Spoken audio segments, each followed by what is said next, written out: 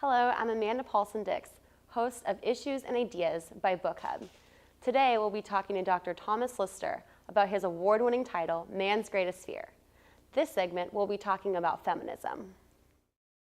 So would you say some feminist organizations are possibly moving in the wrong direction? Absolutely. And the housewife is possibly the right direction. Yes. So you're trying to draw more attention to the housewife, which some feminists and certainly some men think are not doing a real job. Exactly. That's exactly what I'm saying in this book, is that here you have the housewife and so many of these radical feminists says, oh my gosh, all she is just a housewife. You know, she's not aggressive. She's not out there joining man in war, competing with man in business and making money and showing man I'm just as powerful as you are. And to me, in days gone by, it's been a yin and yang of the world. One sex creates life, another sex destroys it, and there was a balance. Women were saying, oh man, you're so terrible, you're so destructive, you're chopping down all these trees, what's the matter with you? And man looks at the very same destruction and says, gosh, what a great day, look at what I accomplished. The typical woman, the housewife, the loving mother says, oh my gosh, my children have to live in the world that you're destroying. Right. You're out of control. What is the matter with you? And the typical man says, what's the matter with you? Look at what I accomplished. See things my way. See things my way, because my attitude is might makes right. And if you don't like it, you know, I can beat you up. I can kill you.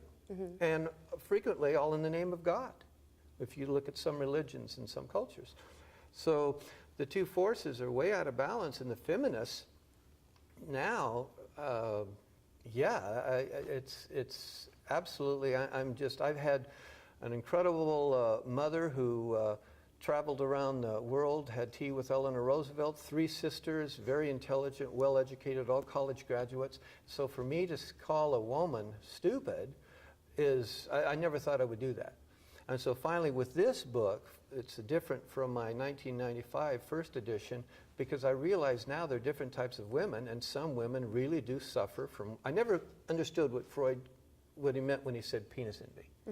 I thought, wait, with my 3 sisters, my mother, they don't want to be like men. Now when I look at some of these aggressive women, like Condoleezza Rice, who never saw a war she didn't like, who's now calling the Iranian government illegitimate and we should destroy it. And I'm so sorry to say Hillary Clinton, because I used to be a big fan of hers, and Dianne Feinstein, they're all set for us to back Israel and attack Iran and start World War III. And so you have some of these women that are so aggressive, if you just read what they say and you don't hear their voices and you don't look at them, you just read what they say, you'll swear you're talking to a man, just a typical man. Let's attack, let's destroy. Like Maslow said, if the only tool you have is a hammer, you see all problems as a nail. And that's the way these women think and act. And so they want very much, they wish they were men. They want very much, they're thrilled with the power of destruction, and they're not at all what we need as leaders, like, as you said earlier, Amanda, the housewife. That's what we have to have, the more passive, loving, compassionate, the woman who's constantly thinking of the future. Why? Because that's where her children are going to try to survive. And whereas most men, the attitude is, no, let's go forth and conquer and control, because that's been their purpose for 45,000 years. Right. You think your brain is 25 years old? No. It's thousands of years old. It's a genetic DNA that we've all inherited from the past. And we're still into this rut. On the one hand, woman creates life. On the other hand, man destroys it, the purpose being species survival. But these feminists now, their attitude of, yes, woman, in the name of equality, which doesn't exist, in the name of equality, let's go forth and become aggressive like men, beat them in business, show him that we can kill in war and die in war, and then he'll accept us. Man will never, ever accept you as an equal. because he's a savage, he's not a fool.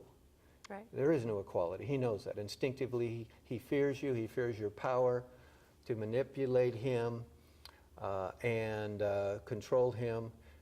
It's no coincidence that the insect world, I think the insect world has evolved ahead of us. The insect world is female dominated. Right.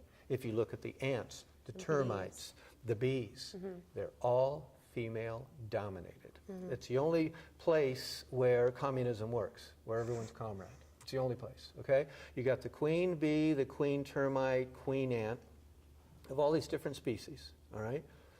The male comes in, mates, and then they kill him real quick, real quick, all right? Because instinctively they know he can cause chaos, all right? They don't want chaos. They want order, structure. Individuality doesn't exist, all right? The queen bee, the queen termite, the queen ant, they're a slave. All they do is create the next generation, all right? But then everyone has their purpose. You have perfect order, and you have a system that's man has destroyed species of animal and plant life one after another for thousands of years. He hasn't been able to destroy not one species of insect. It's just evolved to the point of perfection, and it's female dominated. Thank you, Dr. Lister, for your appearance on this segment of Issues and Ideas by Book Hub. For more information on Dr. Lister or on his award-winning book, Man's Greatest Fear, go to Book Hub's website at www.book-hub.com. Man's Greatest Fear is also available as an ebook at any of your favorite ebook providers. Be sure to check out Dr. Thomas Lister's other segments on Book Hub's Issues and Ideas.